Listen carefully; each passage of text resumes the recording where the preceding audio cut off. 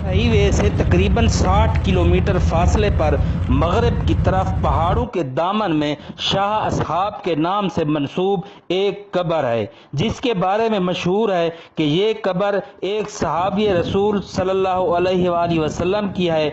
कब्र की लंबाई तकरीबन 40 फीट के करीब है।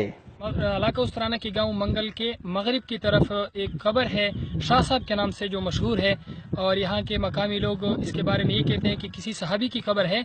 अगरचे इसके बारे में कोई कन्फर्म रिवायत या इस तरह की कन्फर्म बात नहीं है कि ये सहाबी की कब्र है या ताबी की कब्र है, किसी बुजुर्ग की कब्र है। मशहूर ये है कि सहाबी की कब्र है। मकामी लोग बल्कि दूर दराज से यहाँ से लोग आते हैं ज़ियारत के लिए, जो अकीदत रखते हैं सहाबा कराम से या औलिया कराम से, वहाँ आते हैं ज़ियारत करते हैं। और यहाँ के मकामी लोग अक्सर हर इतवार को यहाँ आते हैं और अपने लिए अपने घर वालों के लिए दुआ वगैरह करते हैं।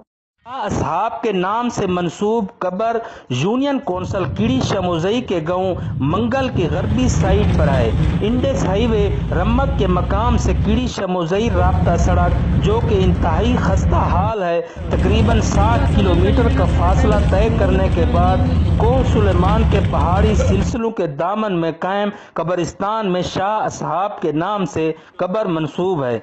ये कब्र कई फुट लंबी होने की वजह से कब्रिस्तान में नुमाया है। इसके बारे में ये भी मशहूर है कि इस सहाबी रसूल सल्लल्लाहु अलैहि वसल्लम को शहीद किया गया, जिसका धड़ इस कब्र में दफन है, जबकि सर को पीछे मौजूद पहाड़ी की चोटी पर दफन किया गया।